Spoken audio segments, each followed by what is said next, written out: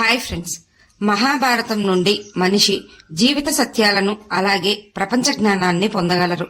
మహాభారతంలో ఎన్నో కీలక పాత్రలు ఉన్నాయి. రామాయణం ఎంతో గొప్ప ఇతిహాసం. అయితే త్రేతాయుగంలో రామాయణం జరిగితే ఆ తర్వాత వచ్చిన ద్వాపర యుగంలో మహాభారతం జరిగింది.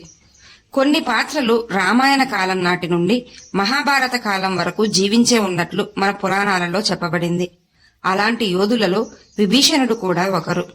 విభీషణుడు రామాయణ కాలం నుండి మహాభారతం వరకు మనకు కనిపిస్తారు. అయితే విభీషణుడు ఈనాటికి జీవించే ఉన్నట్లు అనేక కథనాలు వెలువడ్డాయి. ఎందుకంటే విభీషణుడు శ్రీరాముని నుండి అమరత్వం వరంగా పొందాడు.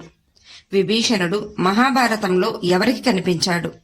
విభీషణుడిని చూసిన పాండవులు ఎందుకు ఆశ్చర్యపోయారు? విభీషణుడు భీముని కుమారుడైన ఘటోత్కచునితో యుద్ధానికి ఎందుకు సిద్ధపడ్డాడు? అసలు ఘటోత్కచుడు లంకారాజ్యానికి ఎందుకు వెళ్లాడు, ఎలా వెళ్లాడు? పాండవులు విభీషణుణ్ణి ఎక్కడ కలిశారు? ఇలాంటి సందేహాలన్నింటికీ సమాధానాలు ఈ వీడియోలో తెలుసుకుందాం.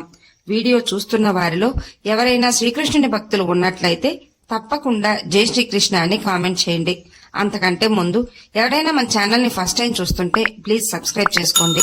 అలాగే ఈ వీడియోని తప్పకుండా లైక్ చేయండి. మీ ఒక్క లైక్ మాకెంతో సపోర్ట్నిస్తుంది.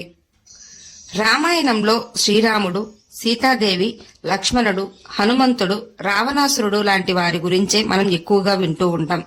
రామాయణంలోని ముఖ్య పాత్రలలో విభీషణుడి పాత్ర కూడా ఒకటి. విశ్వవసుకి, కైకసికి జన్మించిన వారే రావణాసురుడు, కుంభకర్ణుడు, విభీషణుడు, శూర్పణఖ. వీరందరూ రాక్షస వంశంలో జన్మించినప్పటికీ అందరూ రాక్షస లక్షణాలు కలవారే. కాని విభీషణుడు మాత్రం ధర్మ మార్గంలో నడిచిన ధర్మజ్ఞుడు.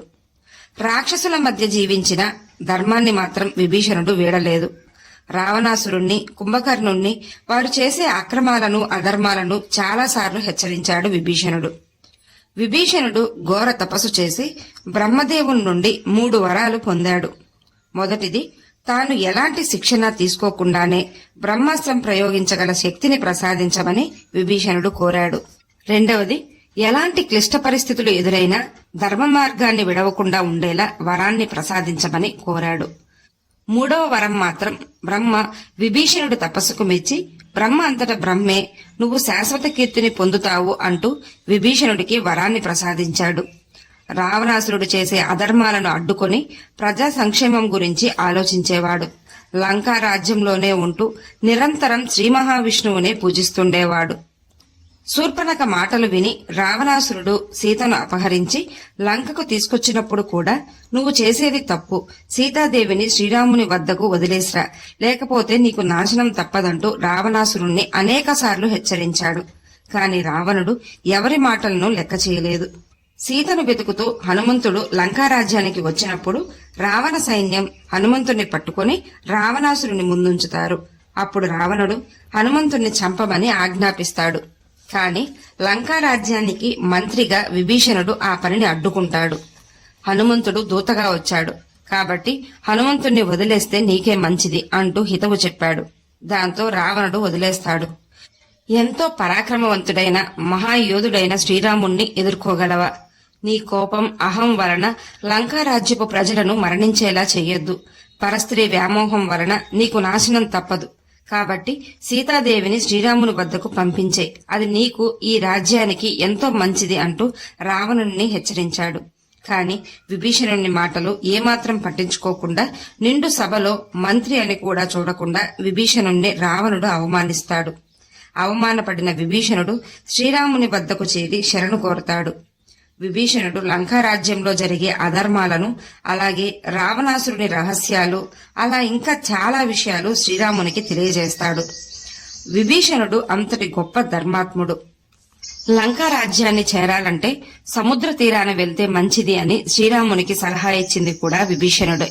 చివరకు రామరావణ యుద్ధం జరిగింది. శ్రీరాముడు రావణాసురుణ్ణి వధించాడు. విభీషణుణ్ణి లంకారాజ్యానికి రాజును చేశాడు.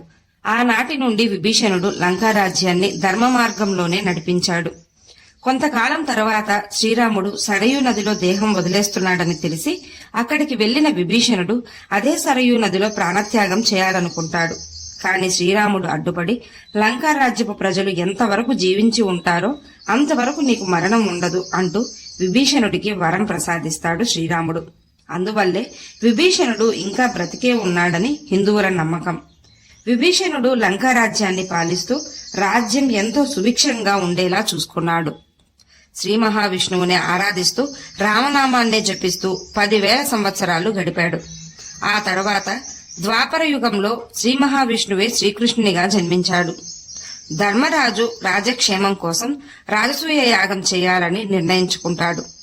ధర్మరాజు తన సోదరులైన భీముడు, అర్జునుడు, నకుల సహదేవులను 4 దిక్కుల వైపు ఉన్న రాజ్యాలకు పంపిస్తాడు. అన్ని రాజ్యాలలోని రాజులను కలిసి ధనం అడిగి ఒకవేళ వారు ఇవ్వకపోతే యుద్ధం చేసి సంపదను తీసుకురమ్మని ధర్మరాజు తన సోదరులకు చెప్పి పంపుతాడు. సహదేవునికి దక్షిణం వైపుకు వెళ్లాల్సి వస్తుంది. అలా వెళ్తున్న సహదేవుడు అన్ని రాజ్యాల నుండి సంపదను సమకూర్చుకుంటూ ముందుకెళ్తుంటాడు. అయితే సహదేవునితో పాటు ఘటోత్కచుడిని కూడా సహాయంగా పంపుతారు. ఘటోత్కచుడు అత్యంత శక్తివంతుడు. పాండవులలో 2వ వాడైన భీమసేనుని కుమారుడే ఘటోత్కచుడు. అలా రాజ్యాలన్నింటిలోనూ ధనం సమకూర్చుకుంటూ సముద్ర తీరానికి చేరుకుంటారు. ఆ సముద్రం దాటితే వచ్చేదే లంకా రాజ్యం. ఆనాటికి విభీషణుడే లంకా రాజ్యాన్ని పరిపాలిస్తుండేవాడు. సముద్రాన్ని దాటాలంటే సాధ్యం కాదని భావించి ఘటోత్కచుణ్ణి లంకా రాజ్యానికి వెళ్లి విభీషణుణ్ణి కలిసి విషయం చెప్పి ధనం తీసుకురమ్మని ఘటోత్కచుణ్ణి పంపుతాడు. ఘటోత్కచుడు మాయా విద్యలు తెలిసినవాడు. ఎక్కడికైనా వెళ్లగల మాయాశక్తులు కలవాడు. అప్పటికి లంకారాజ్యం ధనిక రాజ్యంగా చెప్పబడింది. విభీషణుడు లంకారాజ్యంలో ఘటోత్కచుడిని చూడగానే యుద్ధానికి సిద్ధపడతాడు. ఎందుకంటే లంకారాజ్యపు ప్రజలకు ఘటోత్కచుని వల్ల ఏదైనా చెడు జరుగుతుందేమోనని భయపడి యుద్ధానికి సిద్ధమవుతాడు. కాని ఘటోత్కచుడు తాను పాండవుల తరపున వచ్చానని, రాజసూయ యాగంలో భాగంగా పాండవులలో చిన్నవాడైన సహదేవుడు నన్ను మీ వద్దకు పంపాడని అన్ని విషయాలు వివరంగా చెప్తాడు ఘటోత్కచుడు. అలాగే పాండవులకు అండగా ఉన్న శ్రీకృష్ణుని గురించి కూడా వివరిస్తాడు. శ్రీరాముడే మళ్లీ శ్రీకృష్ణుడిగా జన్మించాడని తెలుసుకున్న విభీషణుడు ఎంతో సంతోషించి పాండవులకు చాలా సంపదను బహుమతిగా ఇచ్చి పంపిస్తాడు. ఆ తరువాత ధర్మరాజు విభీషణుణ్ణి యాగానికి ఆహ్వానించాడు. విభీషణుడు కూడా హాజరయ్యాడు. అలా పాండవులు విభీషణుణ్ణి చూడటం అదే మొదటిసారి. అందుకే పాండవులు విభీషణుని చూసి ఆశ్చర్యపోయారు. ఈ విధంగా విభీషణుడు మహాభారతంలోనూ కనిపించాడు. యుగాలు మారుతున్నప్పటికీ విభీషణుడు ఇంకా బ్రతికే ఉన్నాడనేది ప్రజల నమ్మకం. ఈ వీడియో మీకు నచ్చినట్లయితే లైక్ చేయండి, షేర్ చేయండి, అలాగే సబ్స్క్రైబ్ చేసుకుని పక్కనే ఉన్న బెల్ ఐకాన్ ని ఆన్ లో ఉంచుకోండి. Thanks for watching.